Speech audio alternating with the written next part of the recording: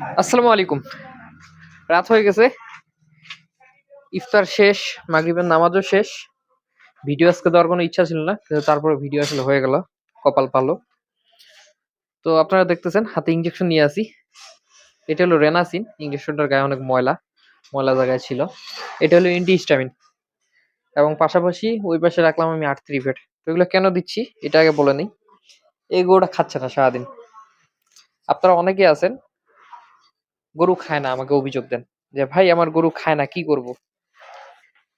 এখন গরু কিন্তু বিভিন্ন কারণে খায় না, এই কারণগুলো আসলে খুঁজতে হয়। আপনারা অনেকে আছেন ফোন দিয়ে বলেন ভাই গরু খাচ্ছে না, কি করলে খাবে, একটা রুচির ওষুধ দেন। যখন আমি বলি যে ভাই গরুর জ্বর আছে নাকি চেক করেন, আগেই বলে দেন জ্বর নেই। যদি বলি চেক করছেন, বলেন না ভাই চেক করার কি আছে, গরু খাচ্ছে না, রুচির ওষুধ দেন। যখন বলি যে আগে জ্বর চেক করেন, তার আগে আমি কোনো ওষুধের নাম বলবো না, তখন অনেকে গালিও দেন যে মানে রাগ টাগ করে, ধর্মিয়া ফালতু যে অনেক কিছুই বলে অনেকে। অনেকে আবার বুঝতে পারে, বলে আচ্ছা ভাই জ্বর চেক করে জানাবো। আবার অনেকে তো চেতেই যায় যে পরামর্শ দিতে পারবেন না, তাহলে নাম্বার দিয়ে রাখেন কেন, ফাইজলামি করার জন্য। তো এগুলো কথা। এই জন্য নাম্বার এখন দেওয়া বন্ধ করে দিচ্ছে, ওনার নাম্বার দিই না। তারপর ডেসক্রিপশন বক্সে নাম্বার থাকে, অনেকে কিন্তু ডেসক্রিপশন বক্স থেকে নাম্বার গুলো নিয়ে দেয়। তো যাই হোক, এটাকে এখন আমি এন্টিহিস্টামিন দিব। এটা দেওয়ার কারণ যেহেতু এটাকে আমি আর্থ্রিভ্যাট দিব, আর্থ্রিভ্যাট দিলে এন্টিহিস্টামিনের প্রয়োজন হয় না। ওটা প্রচন্ড দুষ্টু, ছোট হইলেও ওকে ধরার দরকার নেই কোনো জায়গায়, এমনি রাখো। ওকে ধরলেও মনে করো ওকে মারা ফেলাবে। তো গরুটার কিন্তু দেখেন খালি দুষ্টুমি। গরুটা কিন্তু প্রচন্ড জ্বর, কিছু খাচ্ছে না। তো আপনাদের গরু তো না খাইলে আপনারা শুধু আমাকে রুচির ঔষধ দিতে বলেন। দেখছেন গরুর অবস্থা, দাঁড়ায় থাকতে পারে না জ্বরে, তারপরও ফাইজলামিটা কমে না। দেখেন খালি অবস্থা গরুর। যাই হোক, গরুটার প্রচন্ড জ্বর, 105 ডিগ্রি জ্বর। তো এই জন্য ওকে এখন জ্বরের ইঞ্জেকশন করবো। এতক্ষণ যেটা করলাম এটা হলো এন্টিহিস্টামিন ইঞ্জেকশন। এন্টিহিস্টামিন প্রয়োজন হয়। তো ওজন যেহেতু 120-30 কেজি হবে, ওকে আমি মোটামুটি 150 কেজি অনুপাতে আর্থ্রিভেট দিব, মানে 6 সিসি। 6 সিসি দেওয়া লাগে হলো আপনার 150 কেজি গরুর।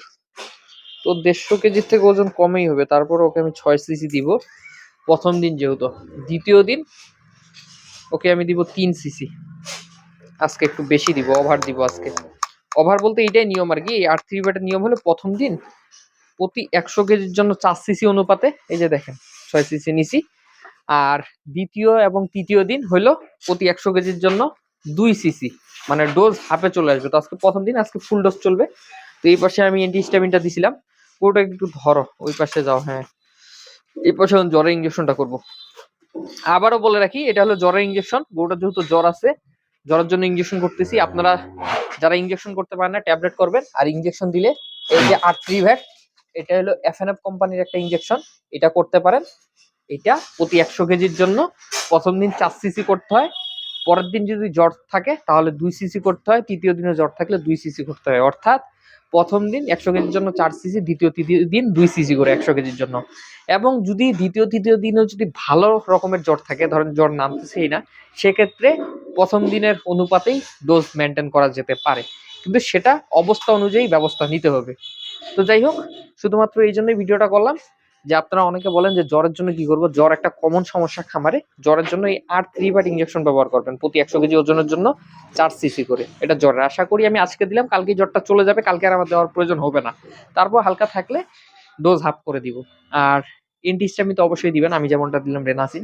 এন্টিহিস্টামিন এই কারণেই দিবেন, অনেক সময় অ্যালার্জির সমস্যা থাকে। তো এই জ্বরের ইঞ্জেকশন দিলে অ্যালার্জির সমস্যা থাকলে এন্টিহিস্টামিনটা না দিলেও শরীরটাতে এই যে দাগ দাগ দাগ দাগ দাগ দাগ দাগ দাগ হয়ে যাবে, ছোপ ছোপ ছোপ ছোপ।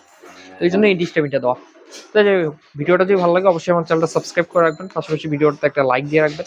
সবাই ভালো থাকবেন, সুস্থ থাকবেন। আসসালামু আলাইকুম।